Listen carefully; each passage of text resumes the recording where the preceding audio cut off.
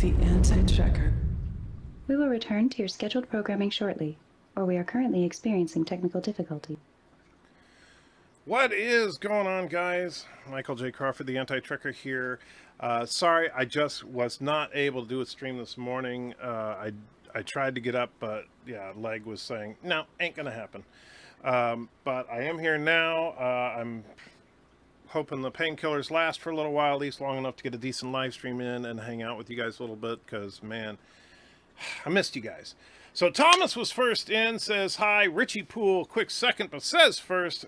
Commander Iron Wolf says, hey, Commander Azine is here, and says, hello there. Alexander Brooks says hello, and Richie says, okay, second. Mr. Miles claims to be last.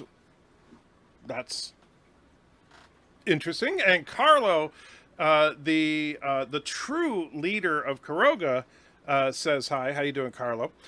Thomas throws a $1.99 into the chat. Thank you, Thomas. I truly appreciate it. As always, it says a true leader is anti-tracker. I would not claim that title, my friend, but I will play number 18 for you, and then we'll talk. I have to save that old person. Sam. Well, thank you very much for helping me steal this.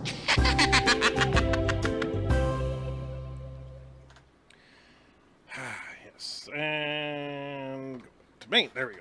And so, thank you, Tom. So, and I know what you're saying that is because BIRDOPREY is obviously a horrifically bad leader over at Karoga, and we saw today on his live stream, for those of you that missed it, where he went to attack the alpacas after apparently working with the alpacas to try and take us out, and so he betrays his allies, of course, and then as soon as anybody starts shooting back, he runs away and abandons Carlo at the scene, basically saying every man for himself. So, yeah, that's not leadership. That is a little thing called cowardice. And, of course, we already know that BIRDOPREY is an honorless dog. He does not deserve to be called a Klingon. He does not deserve to even be called a Targ. He is a Pomeranian. Not even a real dog. But Carlo, on the other hand, and now this is all secondhand for me because obviously I've not been involved in the war. But Thomas has made it very clear that Carlo is definitely a respectable foe, that he is a worthy adversary. So Carlo should in fact be in charge over Karoga. Alexander says, don't forget to switch to live chat and click like. Thank you, my friend. God bless you, bro, for going through the pain for us. Well, Bradley, thank you, my friend. Although, in all fairness, I'm not going through the pain for you. I'm going through the pain for my knee. But I'm here for you, and I'm doing my best.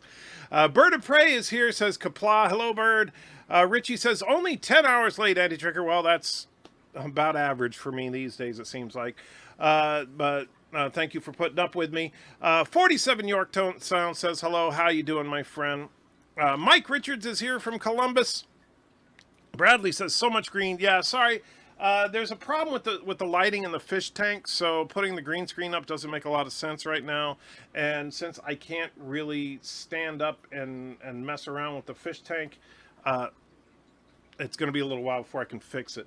And it's just like, it's one of those things that's just going to have to wait. But I'll do what I can here. Let's see. Chris says, hey, some pain, take it easy on it. That's all right, man. I'm a big boy. I can take it. And so as long as you guys aren't too mean. Vile Mike is here, says howdy. How you doing, Vile? Cinnabon is also here, claiming to be first. Now Mr. Miles is first.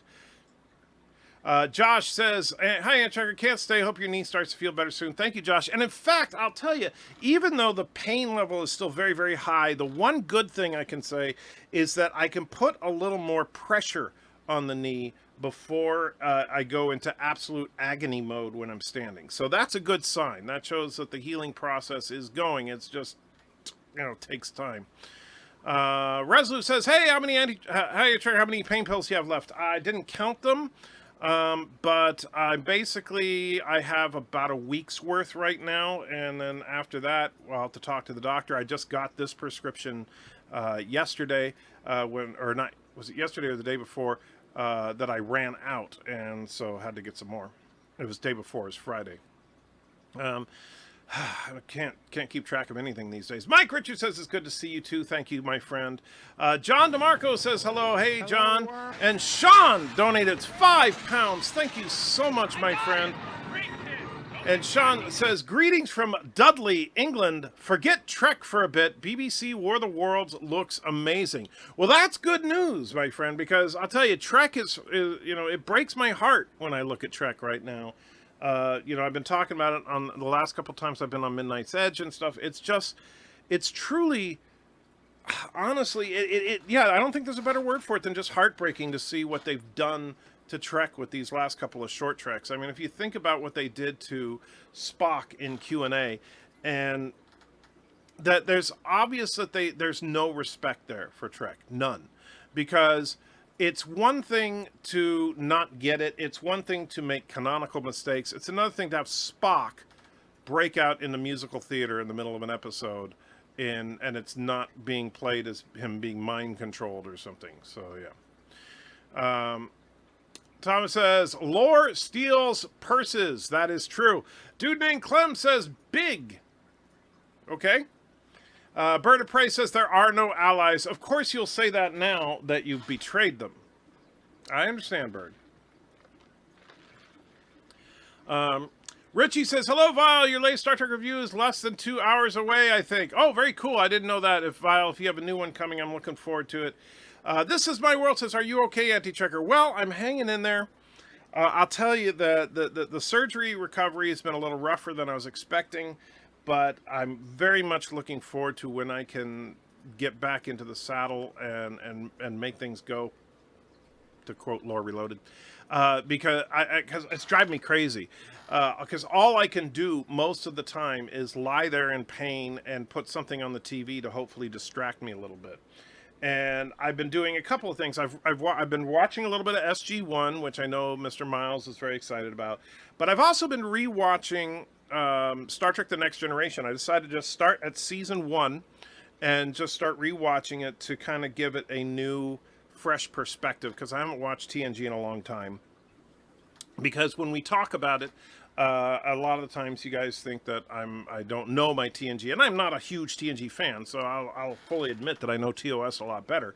So I'm rewatching it, and it's really bad in season 1. I mean, really, really bad. In fact, I think that Mr. Miles and I might have to start doing some videos just about TNG season 1. Anyway, Bird is a Romulan thinking he's a Klingon. I don't think he's... No, that's insulting to the Romulans, Josh. Bird is...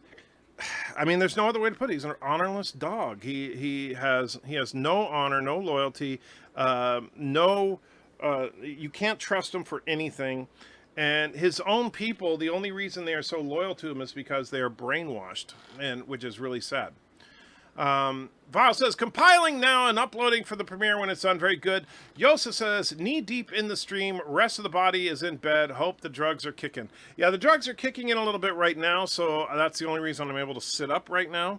Because honestly, that's the most difficult thing for me, Yosef, is because when I'm sitting up like I am right now with my body above my knee, that adds a lot of pressure to the knee and it just hurts. And so when I'm lying down, that alleviates that pressure. And when the meds are fully kicked in like they are right now, if I'm lying down, I can actually be relatively comfortable. I just can't move. And because if I do, then the pain begins. So like right now, my knee hurts, but it's tolerable because of the medication. Carlos says, thanks. You're welcome, my friend. Captain MKG says, good to see you up and streaming. Thank you. I'm here to watch you, bro. Everything else is just extra. Thank you, Bradley. Mr. Miles says, Alex Kurtzman versus Ryan Johnson. Who can destroy a franchise quicker? Well, that's actually pretty easy, Mr. Miles. It's Ryan Johnson. Keep in mind, Ryan Johnson his first Star Wars project was The Last Jedi, and he completely destroyed the franchise. Alex Kurtzman has been involved in Star Trek since 2009, and so it's taken him roughly a decade to destroy Star Trek completely. So Ryan Johnson definitely wins that contest. There's Sean's £5. Thank you again, my friend. Always appreciate it, my friend. Mr. Miles says, switch to live chat. Yes, I did, and thank you for the reminder. Billy Russo says, hello, I'm here because I'm still tied I'm still tired of Seal's 8-hour stream, and I think that's like your content. Well, thank you. I don't know who Cecile is, who's doing an 8-hour stream, but I'm glad you're here, Billy. Surf says, how to Antchecker have your wife ration your snacks for you? Well, as far as the pain medication, no, I'm rationing it myself. But the wife is making sure that I'm taking all the other medications I'm supposed to be taking. And Billy corrects himself, says, like your contact. That's what I figured. The only thing left for them is to destroy is Kirk. Yes, and I'm truly, John, I'm truly afraid they're going to.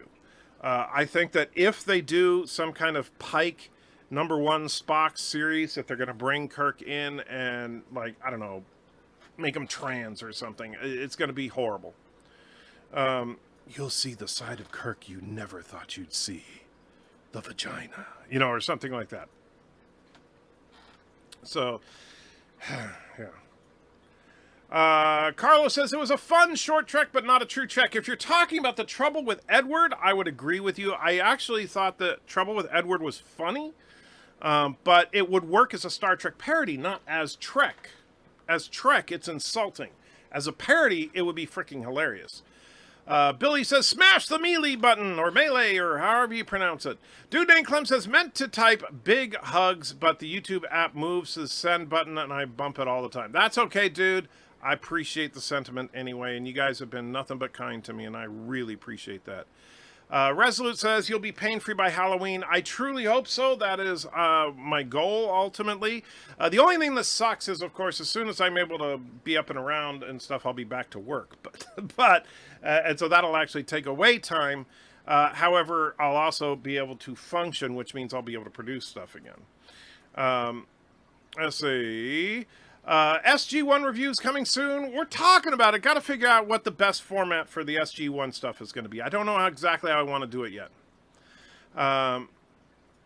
And Thomas says, you don't know the name of the planet in the Halloween episode. Unsubbing. That is true. Thomas sent me a little quiz for how well do you know the Halloween episode of TOS, the episode Cat's Paw. And I missed one question, which was what was the name of the planet they were on. So, yeah, you got me there, Thomas. Mike says, TNG Season 1 is torture. It truly is. It's really, really bad. I just watched the Hayden Q episode. But they're so... I mean, gosh.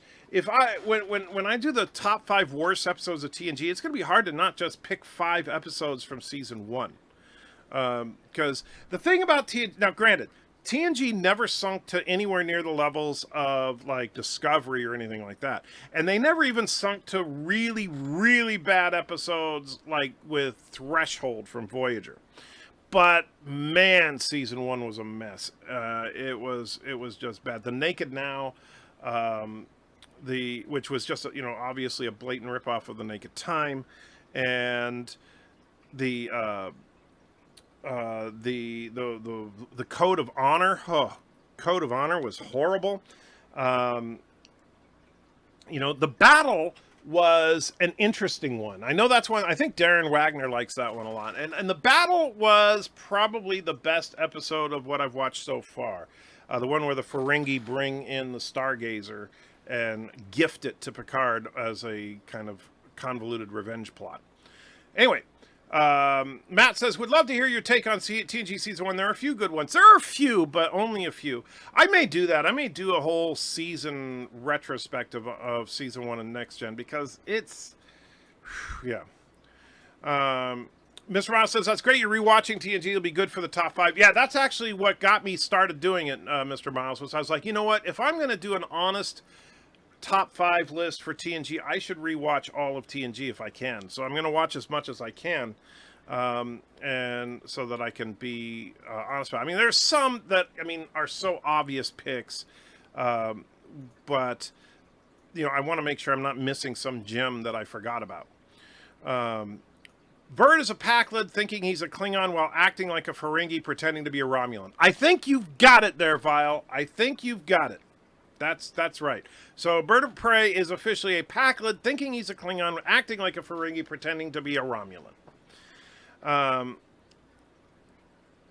Richie says TNG season 1 was difficult to watch. There were a few bright spots as they settled into their characters, but overall very rough start. Yes, but here's the thing, and this is like, I know that a common argument for Discovery defenders, they like to say, hey, you know, most Star Trek shows have a rough start, right? Which is true of most shows. I mean, like, in every Trek show, you could say the first season is the worst season except for TOS, and I think that's a fair statement.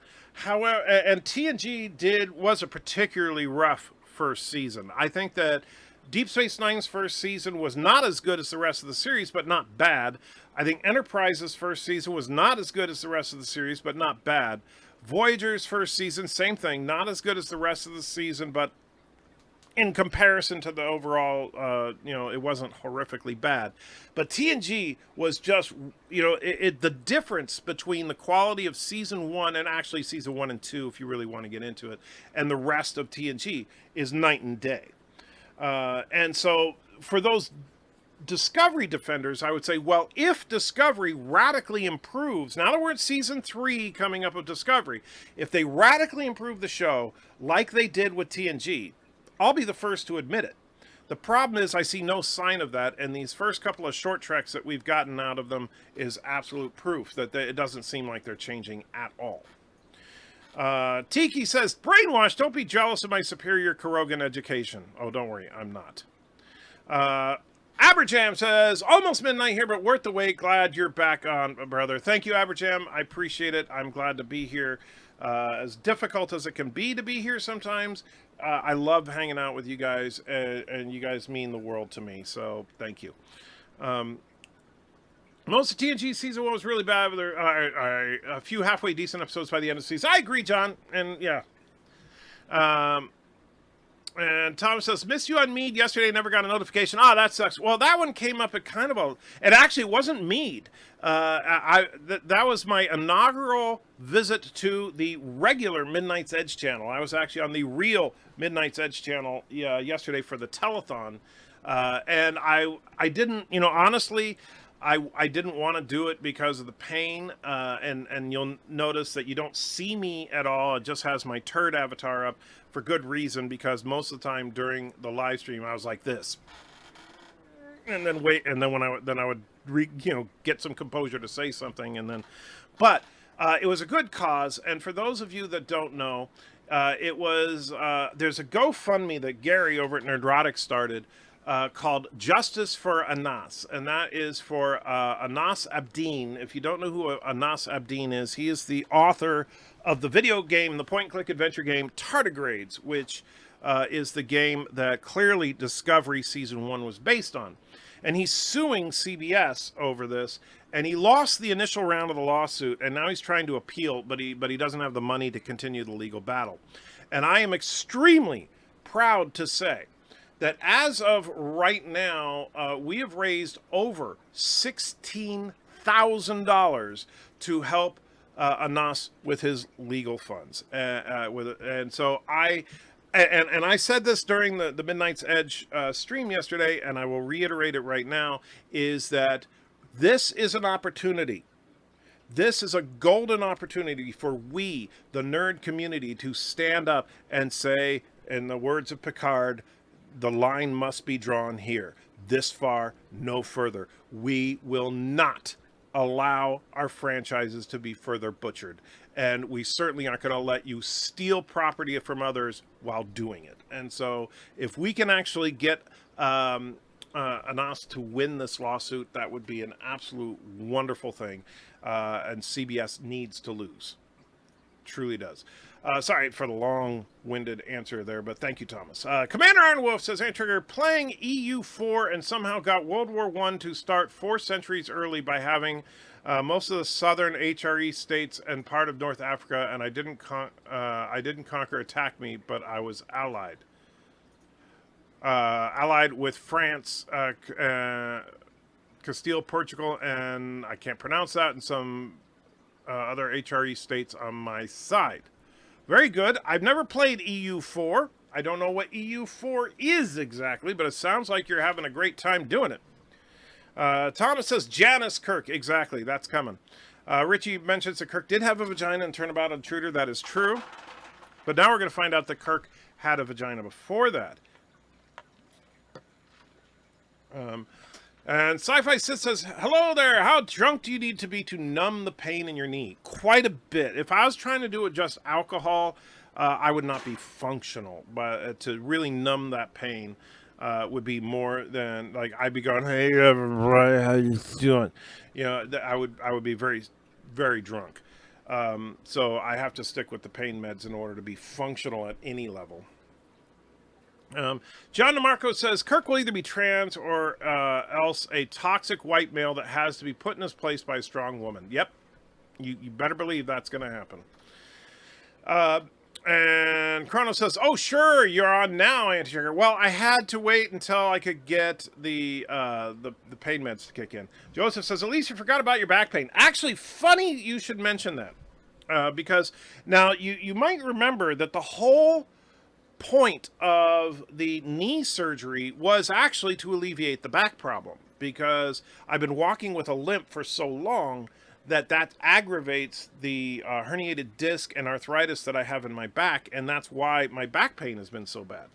Well, since I've been not walking around at all, no, my back actually has not been too bad this week. So the knee it's like a mofo, but my back actually doesn't feel that bad. So you are actually correct about that. John DeMarco says, I think Code of Honor is a good contender for worst episode of the series. Yeah, definitely a contender. Definitely a contender there. Kronos says, Andrew, I hope you're doing well. Thank you, Kronos. I'm doing the best I can right now with what I've got. Carlos says, yeah, season 1 was bad, and Trek Yards pointed out a lot of the bad stuff. A lot of Phase 2 rewrites. The battle was really good, though. Yeah, I liked the battle, but yeah, a lot of Phase 2 rewrites where they just adapted scripts that were originally going to be part of Star Trek Phase 2. And I'll be honest, the acting, the script writing, the visual effects, everything about it was just kind of garbage in that first season. And I remember, I mean, the funny thing is rewatching it, it was bringing back a lot of memories from when I was a young man. And keep in mind that me and Mrs. Antitricker met during, what was it, season 2 of TNG? I think, did TNG premiere in 86? I want to say. I always get the years mixed up, so let's take a look. The Next Generation.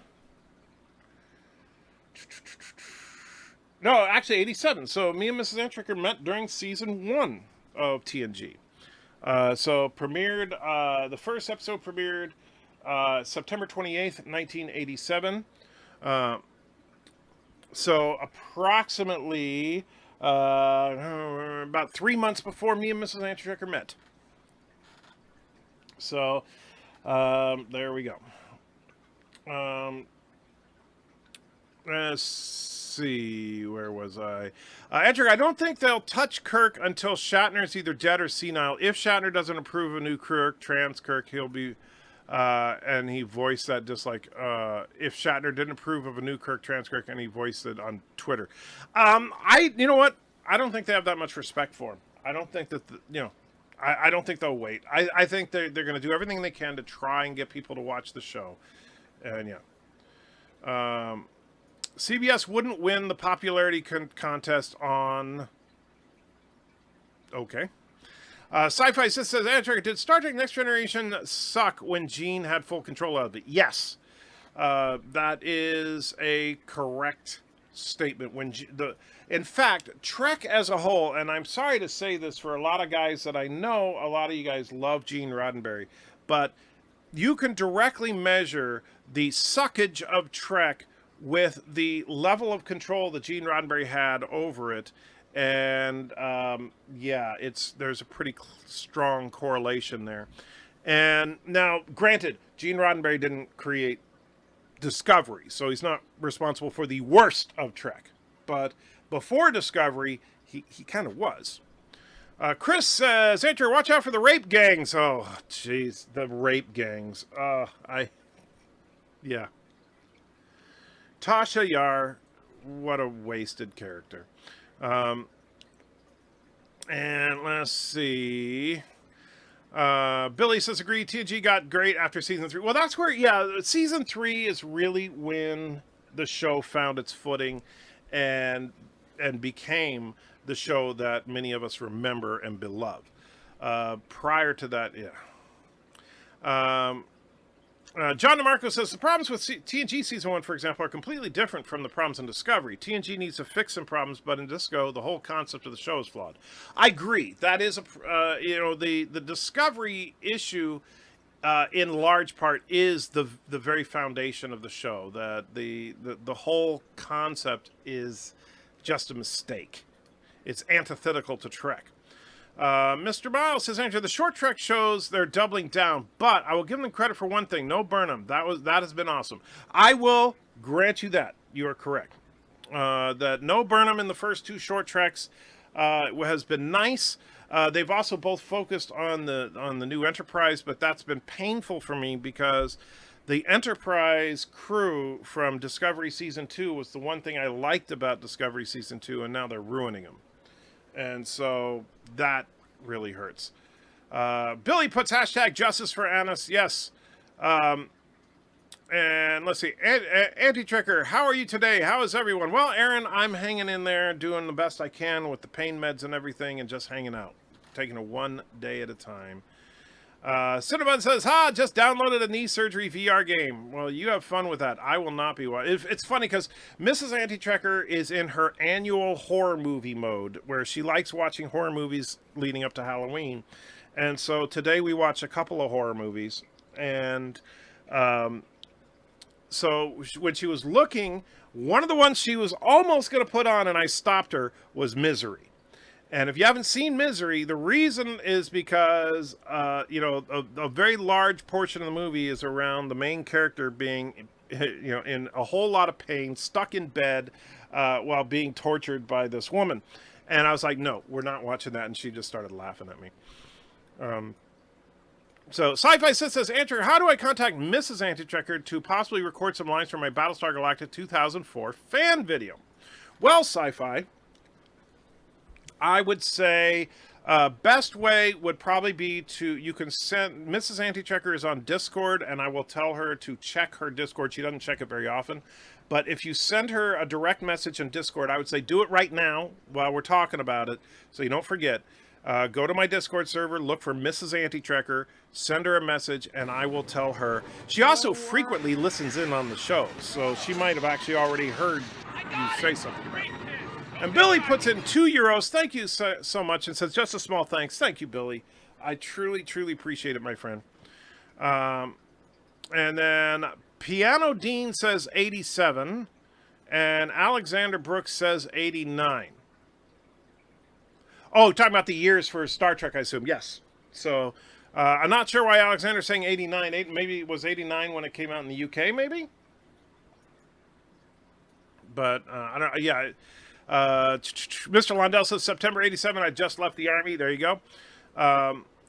Commander Ironwolf says Europa Universals 4 is a grand strategy game that starts off in the year 1444. I'm in the year 1517 to reform the Roman Republic. Oh, very cool.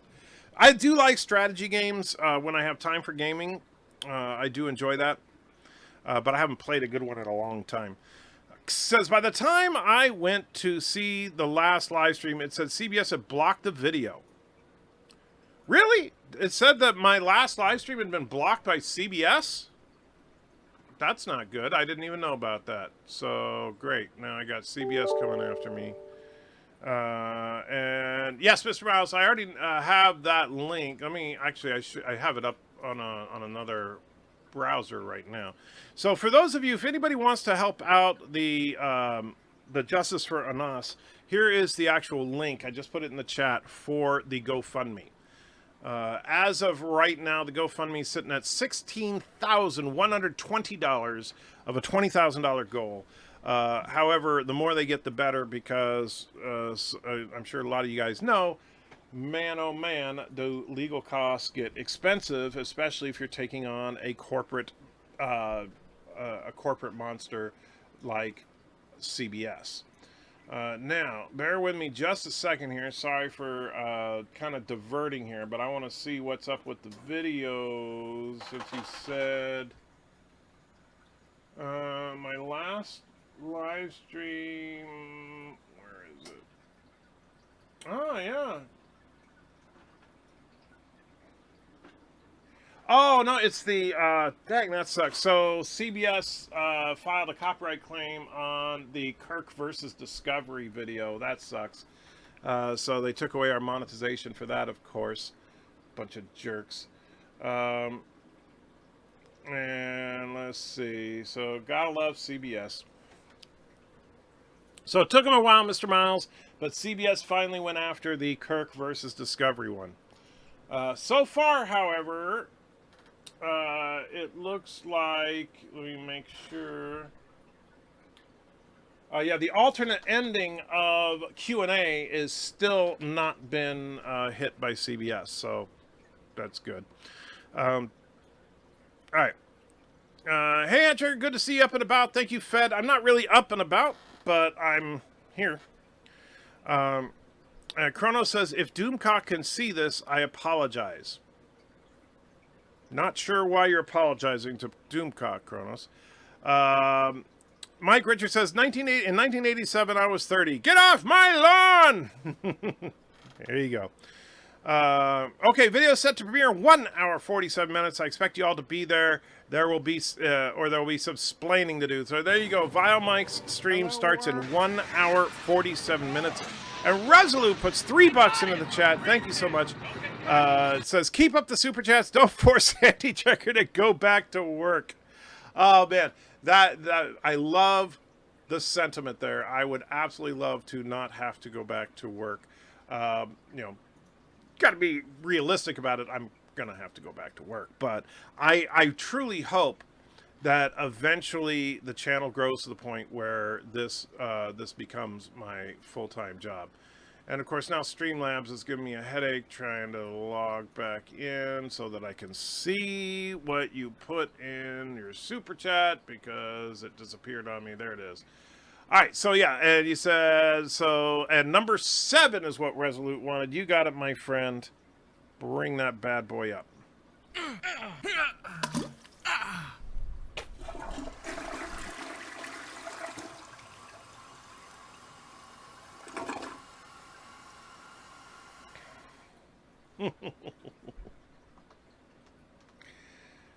And back to me. There we go.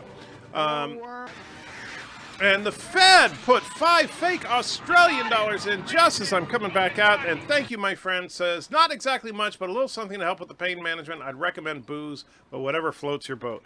I appreciate that, my friend. And yes, booze does work to a certain extent. However, the pain meds work better when I have them in supply. So, yeah.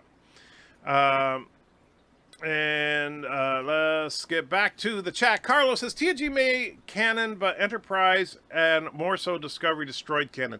That's true. You know, TNG tried to at least work within canon, like, and I'll give them some credit there. Like, for example, the Naked Now episode is a good example of that, where they actually tried to use the canon of the original series as a plot device for a next-gen episode. So, in that respect, they were at least trying. Enterprise kind of screwed the pooch a little bit on canon one too many times. And Discovery, they're like, it seems like at this point they're just intentionally doing it. Wesley is here. Thank you, Wesley, and saying I'm here, I'm here. Yes, we know you're here, Wesley.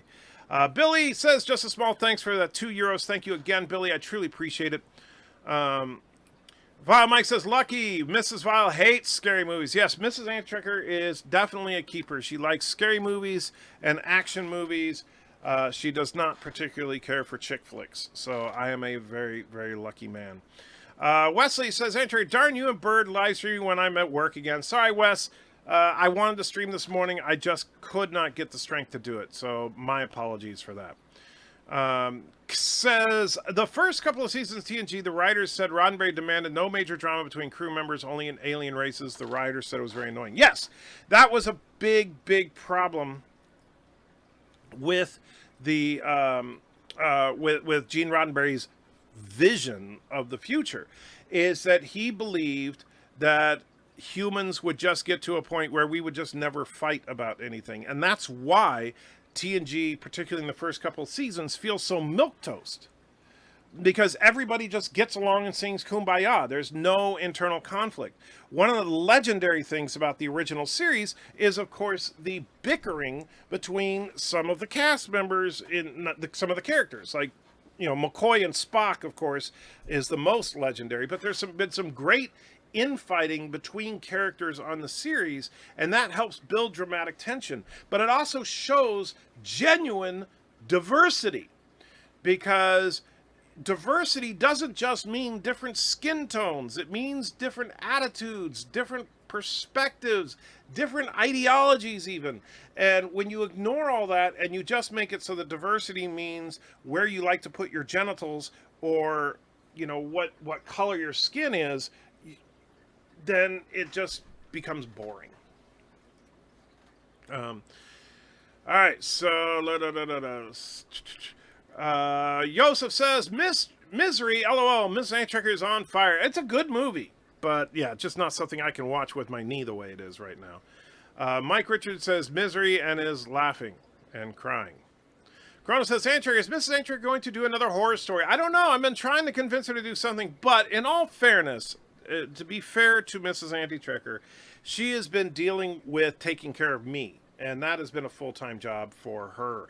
And so thank you, Mrs. Antrecker, from the bottom of my heart, for, you know, because I'm barely functional at all, and yeah, and she's been you know, bringing my food and all that, and yeah. So, Kronos, I would love for her to do another horror review, but I can't promise you that she will, because she has been, and she's also, of course, been dealing with the estate of her mom and all that. So I don't know that she's going to have time this year, but I'm going to keep pushing her, because I know you guys really enjoyed that. Says, my review of Trouble with Edward, not enough singing, but other than that, yeah, it sucked. That's pretty good.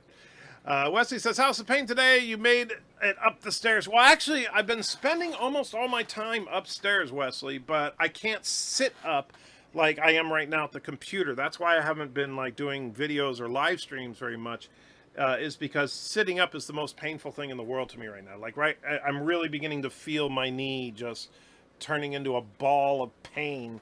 The longer I sit up, the worse it gets.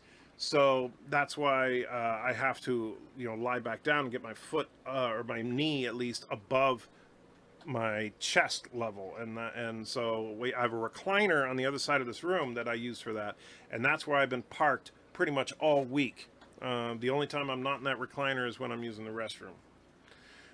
But it does also force me to go up and down the stairs, which is good. That's a good exercise thing for me, because I can't let my leg just lock up and never use it. I have to move around. And says, yes, I believe it's Friday night's live stream. Really? Well, let me see. What was Friday? Because that's the James Kirk Fresh of Prey.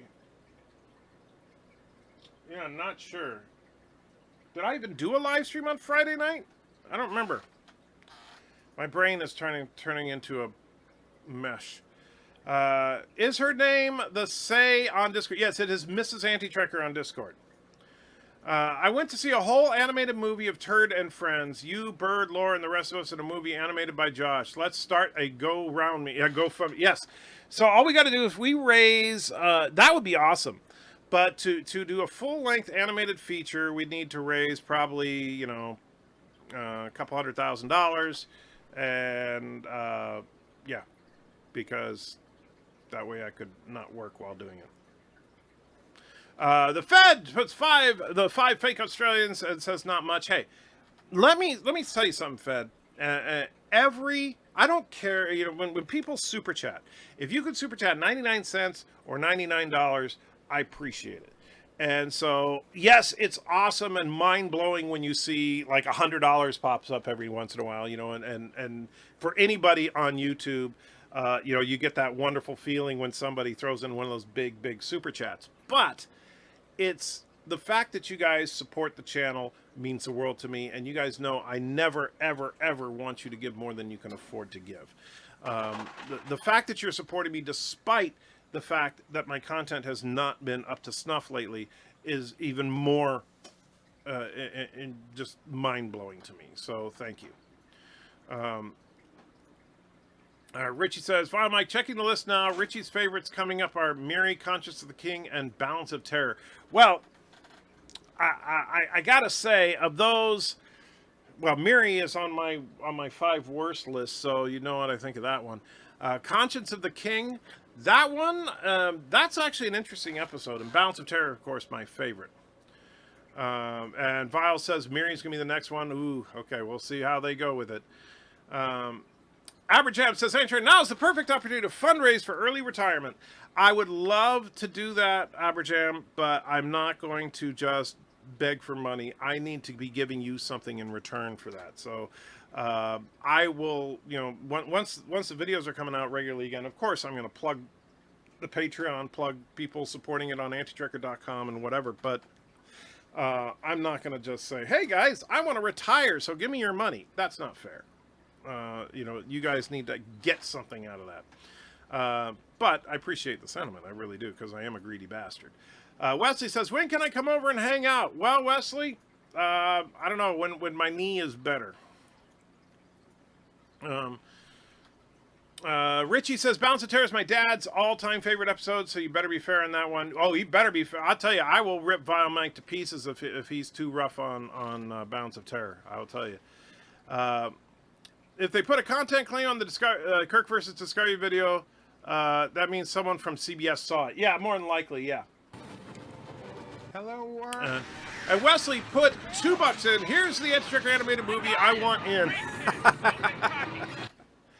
Thank you so much. I do appreciate it. And Kronos also put in $5 and says, "I did my part." You sure did, my friend. So now we just got to get, another $499,997. Or no, I'm sorry, $93. So yeah, way to go. Let's see, where was I? Thomas says, "How to go to work? See you later." All right, my friend, have a good one. Thundercats Ho says, "Good to see you, Vertical." Thank you. It's not pleasant to be vertical, but I'm glad to be here. Every Enterprise episode involving Romulans destroy canon. I agree. I don't like what they did with the Romulans. I didn't, and it's like, I understand, like here's the funny thing. Balance of Terror had the brilliant idea of the whole cloaking device gimmick to create the submarine battle in space kind of feel.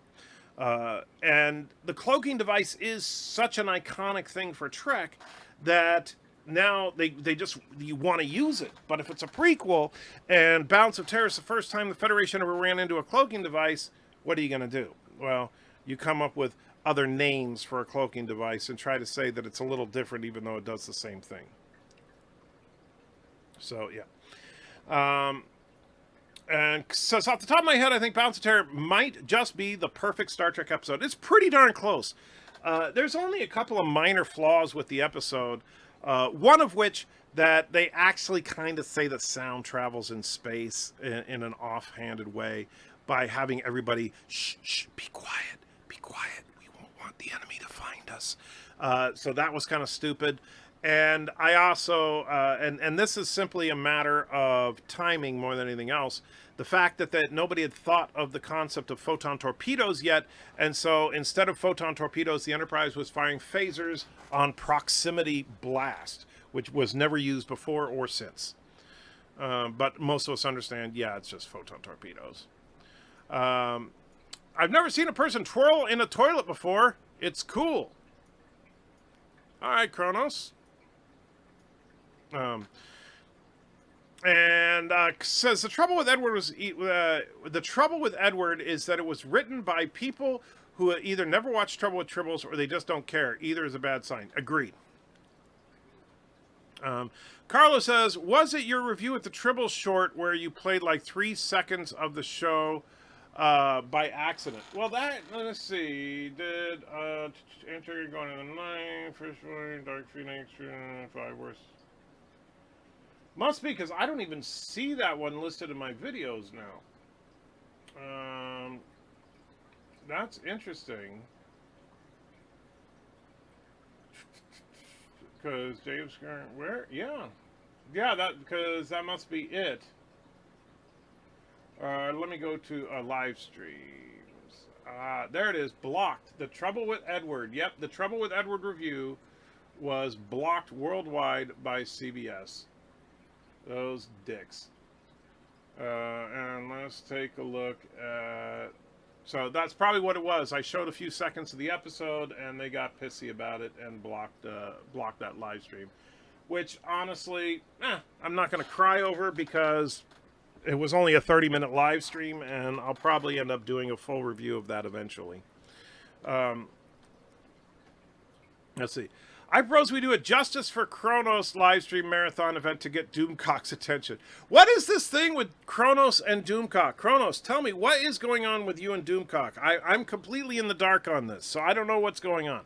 Darth Maul says, Antrigger, my grandma was about 20 years ago, went in for a double knee replacement. She did the second knee by choice because it would have eventually needed it. You're in my prayers. Thank you, Darth Maul.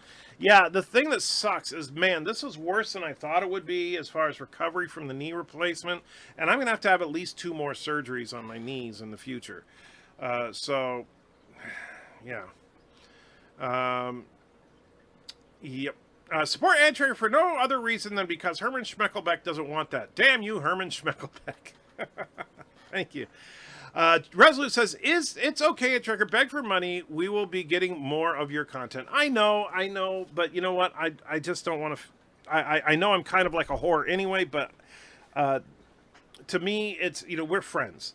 And I love the fact that you guys choose to support me, but I always want it to feel like... there are some channels, you go on their live streams and it's like every 30 seconds they're begging you for a super chat. Or you watch their video and 10 times through the video they're reminding you to, join their Patreon and stuff. I don't want to have that kind of reputation. I want the support, but I don't want to be seen as the guy that's just always begging for support. And Mr. Londell says, Balance of Terror, is that the one where the line is painted like a bird of prey? That is. And by the way, just so you guys all know, me and Darren currently have a $5 bet going on the name of that ship from TOS, because I've always maintained that it is a Romulan bird of prey. And I know some people try to call it a warbird because they retconned the Klingon bird of prey in Star Trek 3. And so I'm still maintaining that it is a Romulan bird of prey, and I believe that we will finally get our answer during the Picard run because they show a classic TOS bird of prey, and so hopefully we will see, they will name it as such. Am I going to be editing that animated movie? If so, you might want to calculate my pay into that. You're right. We need to bring it up from $500,000 to $500,042. Resolute put in $5, 0.001% of the movie fund. Thank you, my friend. And number 27, you got it. I do love that one. Hey, Joshua, I just want to make sure you knew I had a new super chat idea for you. Hey, Oh, no more super chats, you bastard! stop hiding people's faces to avoid lip sync. And I gotta say, because I know some people were asking about this, as far as Joshua producing Super Chat stuff, part of the reason that he has not been putting out much lately is while I've been in my convalescence, he's also been picking up some of my chores around the house, including taking care of Auntie. So he's been busy with that stuff. And CBS, crappy bleeding scriptwriters. Yeah. Kuroga Broadcasting Services, actually, I believe what CBS stands for. Make YouTube go, number 15 at the end. All right, Wesley, if you remind me, I will. Number 15 at the end, which won't be that long, so I'll try to remember. I can't see your cloak. Okay. I kind of like Dagger of the Mind too, but but that may be because I was hot for Dr. Helen Noel, especially when she was crawling through the ductwork. And I'll tell you, Dagger of the Mind is an interesting one. I like the psychological ones. I had to learn how to spell toilet. Well, congratulations. Robert Smith says, Antrekker, which movie does Mrs. Antrekker like more? Friday the 13th, 1980, or Halloween 1978? Halloween 1978, which, by the way, me, Mrs. Antitrekker, Little Miss Antitrekker, Little Miss Antitrekker's turd boyfriend, and Joshua were all watching last night. We watched the 1978 Halloween last night, just as a family. Enterprise danced around cloaking. Then they ran into mines that could cloak, and I'm okay with that because cloaking an entire ship could be a lot harder than cloaking a stationary mine. Yeah, but come on. They were making ships invisible. They just weren't calling it cloaking. Chrono says, I don't know. Sarcasm isn't a thing, apparently. I hope DC forgives me. Nope, you will never be forgiven, Kronos. Everton says, Andrew, you're not just a whore, my friend. You're my favorite painted-up whore. Well, thank you. that's what I need. Wesley says, Andrew, we all need Data laughing at lore. If Data can laugh, then so can we. That's true. Mr. Miles says, why would you trust anything from Kurtzman for what the name of the ship is? Why would you trust them as a source when you seem to know when you've seen how little they know about Trek? But here's the problem you run into, Mr. Miles, is that since it is canonical Trek, even though we hate it, it will still settle the argument regardless of whether or not I agree with it or not. And the nice thing is it gives both me and Darren an out because we can say, well, Kurtzman, so, but at the same time, it'll be official at that point if they name the ship. I think the beds are clouding your judgment, no doubt. The ship was called a bird of prey on the models they sold, Antrekker, not called anything on screen. I think Captain Foley said that it said bird of prey in the script. That's correct, Carlo. And I've talked to Captain Foley about this before. Yes, the script referred to the ship as a bird of prey.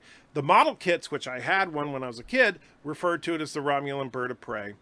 And basically and if you read extra canonical sources like Star Trek novels and stuff like that, you will find lots of references to the Romulan bird of prey, particularly prior to Star Trek III, novels that came out before Star Trek III that featured Romulan ships.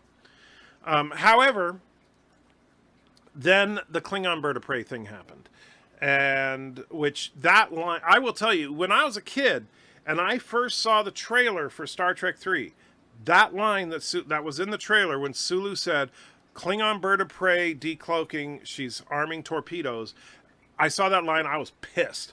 I was royally pissed off because I was like, there's no such thing as a Klingon bird of prey. Then when I saw the movie, I got pissed when Krug said to Valkyris that she'll be remembered with honor just before he kills her, because I was like, honor? They're freaking Klingons. What are you talking about? And then it wasn't until many years later that I found out, and the light bulb came on about it. The fact that originally they were written as Romulans and then changed, but nobody adjusted the script, and that's where Klingon honor came from. It was a mistake. Wesley said, "Tell Josh to get back to work or pay more rent."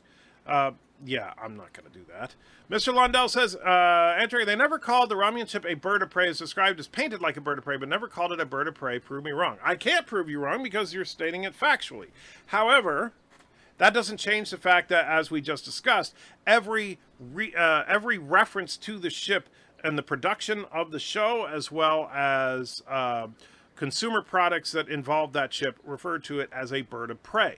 It wasn't until later that, in fact, it wasn't until the next generation that the term warbird came around. Do they call out the Romulan ships in the Deadly Years by name? Those were birds of prey, but I don't remember Chekhov. I don't remember if they did. You know, that's actually a good one. I'm going to have to rewatch Deadly Years. I'm going to do that tonight, Richie.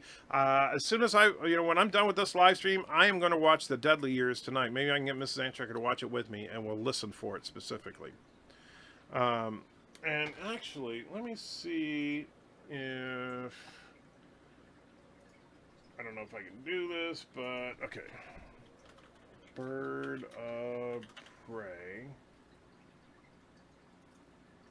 And search.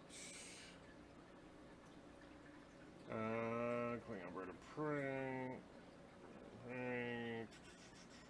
It looks like, as far as I'm just doing, as far as my Star Trek script search website that I use, it looks like the first on-screen utterance of the term "bird of prey" was from Star Trek 3. But yeah, still gonna watch it again though. And let's see. I really can't see your cloak, says Kronos. I have no idea what you're talking about, Kronos. Why did the bird of prey have warp drive? Well, that's an interesting question. And that's one that a lot of people have talked about over the years. But here's my fan theory on it. When we talk about when we watch the episode Balance of Terror, Scotty describes the bird of prey's power source as being strictly impulse. And of course, Kirk says, meaning we can outrun them. And Stiles says, yes, whether we're giving chase or retreating. So based on that, you would say, oh, okay, so they're a sublight ship. They can't even, go warp 1. However, when you look at the design of the ship, you see obviously what looks like 2 warp nacelles on either side of the ship. And so people have been arguing back and forth over whether or not that ship had warp drive. Because besides the problematic fact of the physical design of the ship, you also have the simple fact that the Romulan ship made it to Federation space and back, well, would have made it back if it wasn't destroyed, and didn't take 100 years to make the trip. So unless Romulus and Remus are the only 2 planets in the entire Romulan star empire, and it's literally one solar system surrounded by a neutral zone, then there's no explanation for the Romulans being able to travel to Federation space and back without having some kind of faster-than-light travel. So, where... I think Captain Foley might be on the same page as me on this one, but I'm not 100% sure. We've talked about it briefly, but I can't remember what his breakdown on it was. However, if you look at the power source of a Federation starship, the warp drive is powered by, of course, the warp core. Everybody knows that. And the center of the warp core is a matter-antimatter reactor, the single most powerful power source in Star Trek, as far as Federation is concerned, at least. And later on in Next Gen era, we learned that the Romulans used a controlled singularity to power their warp cores in Next Gen times. We never really find out what powers the bird of prey in TOS, except that, as far as power, he describes it as simple impulse. Well, what is simple impulse? Fusion reactors. That's what the impulse engines are, is they are fusion reactors that generate, of course, more power than any reactor today could, but minuscule compared to a matter-antimatter reactor, which is also, by the way, what Starfleet shuttles use for their power, and Starfleet shuttles are warp capable, despite what some people thought, where they thought that they were cheating in Discovery. No. For example, in the episode The Menagerie, you have a starbase shuttlecraft pursuing the Enterprise at warp. However, the difference is that because it's running on a fusion reactor, it has limited fuel and can't go for a long period of time and sustained warp. So it would make sense that if the Romulan ship is powered by fusion reactors, it could achieve low-grade warp power. It just couldn't go as fast as a Federation starship. It couldn't get anywhere near warp 6, let alone warp 8, but it could probably do warp 2 or 3.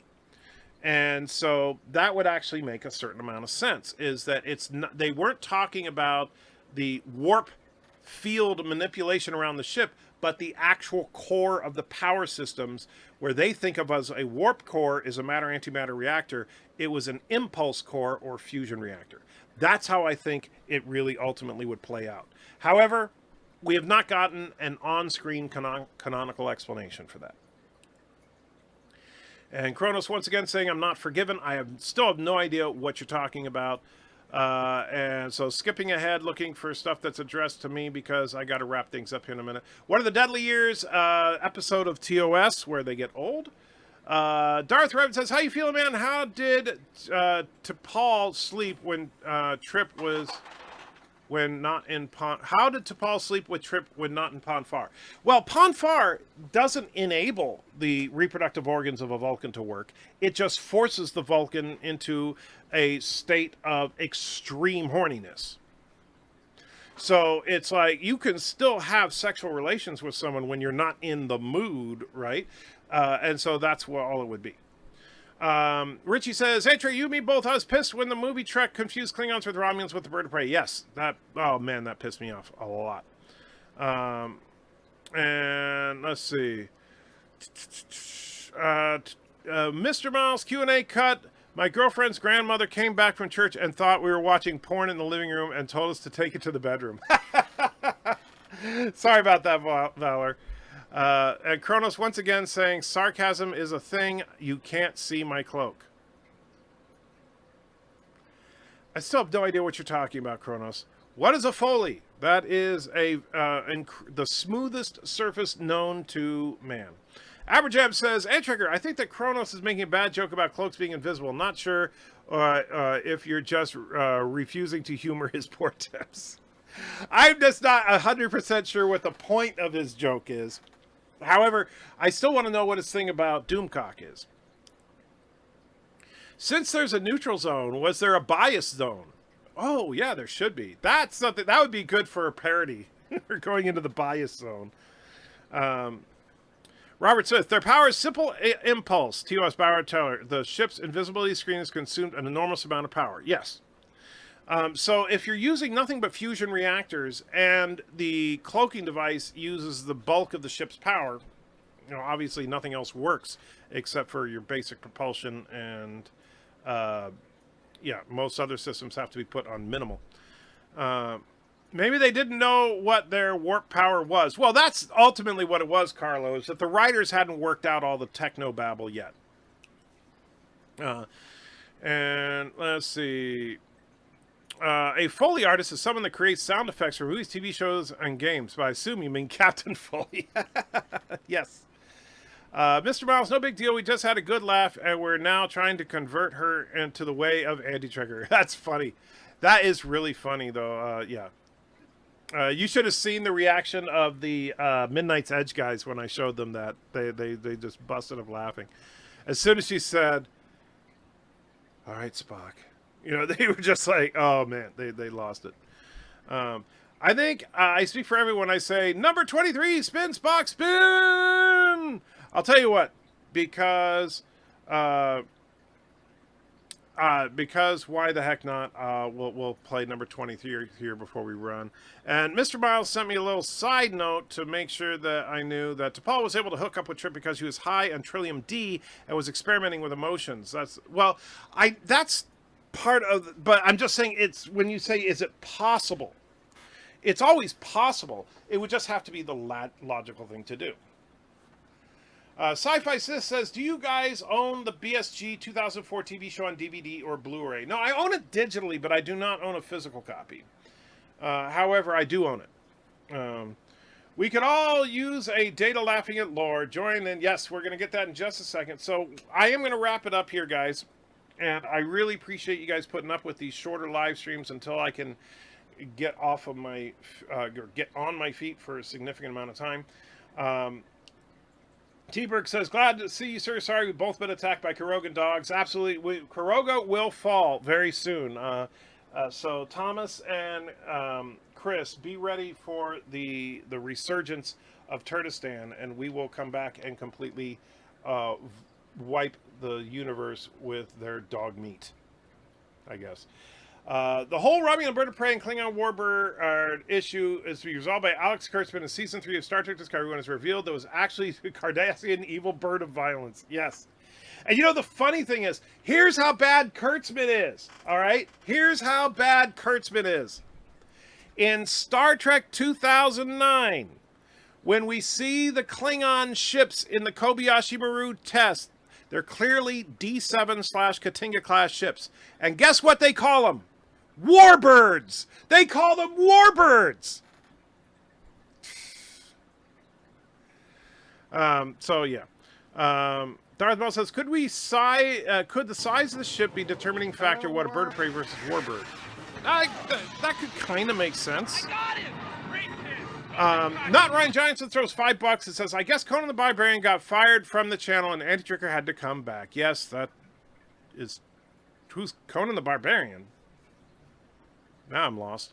Man, you feel better? I was unsubbed by YouTube, had to resub. I'm sorry, and don't forget, yeah, check that every now and then, because YouTube has been doing that to a lot of us. So if you get unsubbed, please resub.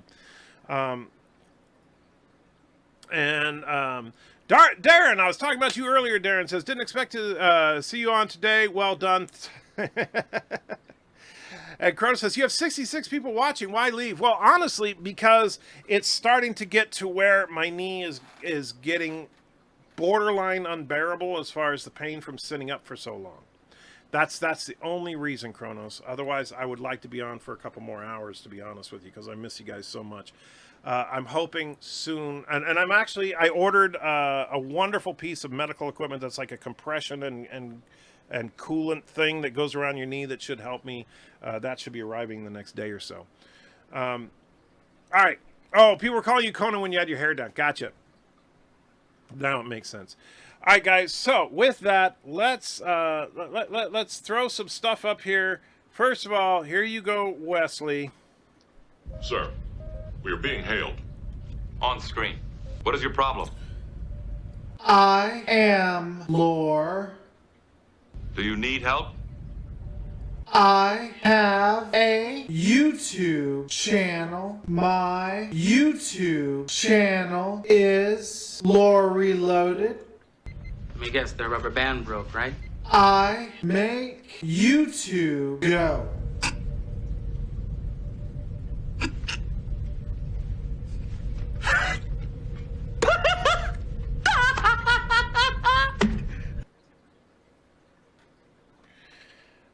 And Darren would say, what were you saying about me? Actually, it wasn't anything bad. I'm trying to remember now. It was something about something that you liked, and I can't remember what it is now. And I said, oh, yeah, Darren likes this or something like that. But now it's like my brain is gone, and I can't think of it. And so the other thing, of course, yes, I know, nobody paid for it, but I'm a generous guy. Plus, a couple people did super chats that didn't ask for it.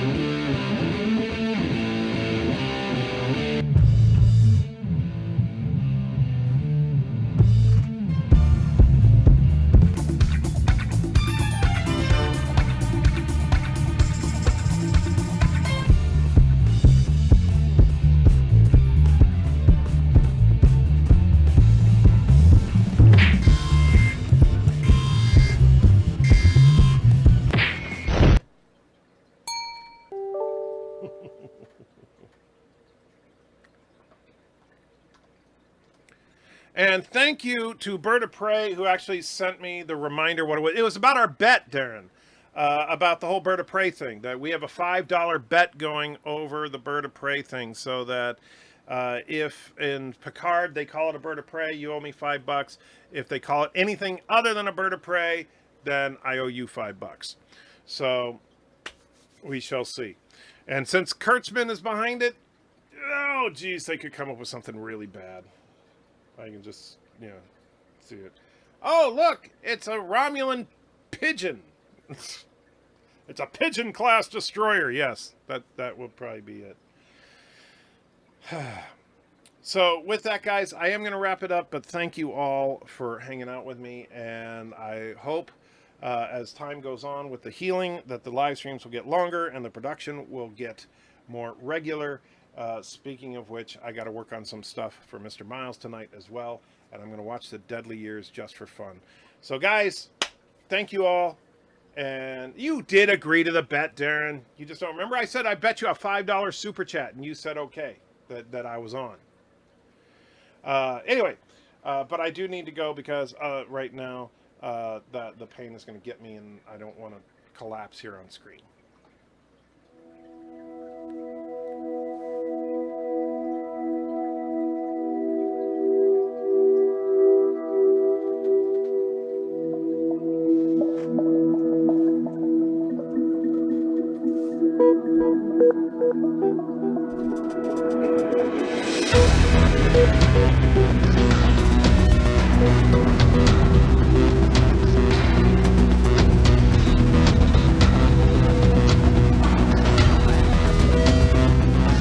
Thank you.